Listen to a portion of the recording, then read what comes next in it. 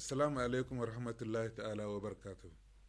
Mes chers compatriotes, par la grâce d'Allah, la Oumma islamique de notre pays entamera demain le jeûne du mois de Ramadan, un mois de piété, de pardon, d'adoration et de repentance. En effet, le croissant lunaire a été aperçu aujourd'hui dans plusieurs localités de notre pays. Cette année, le jeûne du mois de Ramadan intervient dans un contexte caractérisé par de multiples défis. Ce contexte défavorable requiert de tous davantage d'unité et de solidarité. La situation sécuritaire est au centre de nos préoccupations. Les groupes armés terroristes et criminels, quoique affaiblis, continuent de s'attaquer aux populations civiles en opérant des rapts de personnes contre rançon et en volant le bétail. Je salue la bravoure et l'efficacité de nos éléments de force de défense et de sécurité et m'incline devant la mémoire de tous ceux qui sont tombés sur le champ d'honneur au nom de la patrie. La sécurité est l'affaire de tous. C'est pourquoi j'invite l'ensemble de nos concitoyens à une collaboration soutenue avec nos forces de défense et de sécurité. Le gouvernement poursuivra ses efforts pour garantir la sécurité des personnes et de leurs biens sur l'ensemble du territoire national. Le deuxième défi auquel nous sommes confrontés est relatif à la situation de crise alimentaire, conséquence de la mauvaise campagne agricole 2021, caractérisée par un fort déficit céréalier et fourrager. Cette situation expose près de 4 millions de nos compatriotes à l'insécurité alimentaire.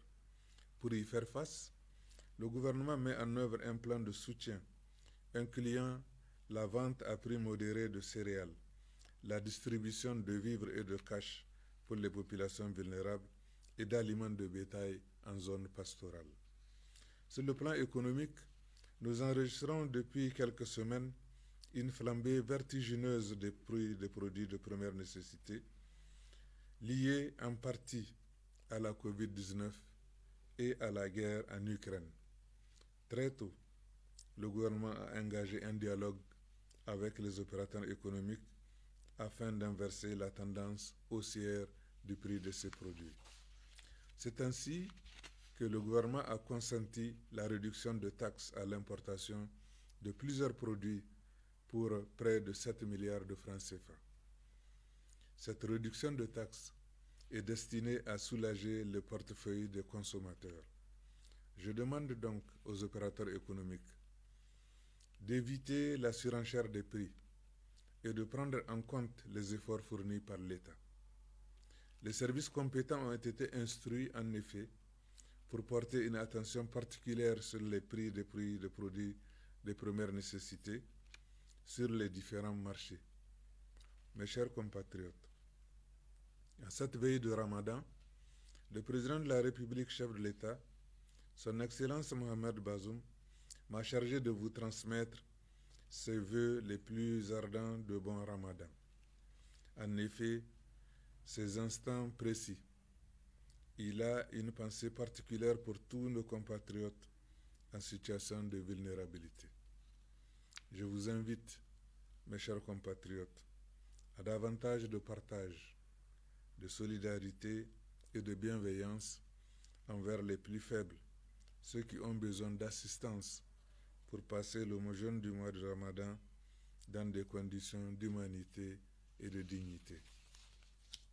Je vous invite à multiplier les prières et les invocations, conformément à la tradition du prophète Mohammed sallallahu alayhi wa sallam, à implorer Allah subhanahu wa ta'ala pour qu'il descende sa miséricorde et sa clémence sur notre pays et sur le monde entier, et qu'il nous débarrasse définitivement du phénomène du terrorisme et de la violence aveugle. Je vous invite à cultiver au quotidien la cohésion sociale, le pardon et la tolérance, tels que nous l'enseigne notre livre saint. Au nom du président de la République et du gouvernement, je souhaite à tous les fidèles musulmans un excellent mois de Ramadan. Puissent ces moments de recueillement et de dévotion nous procurer davantage de paix, de sécurité et de bien-être collectif. Puisse Allah nous accorder la meilleure rétribution de nos actes de foi et d'adoration. Amin. Assalamu alaikum wa rahmatullahi ta'ala wa barakatuh.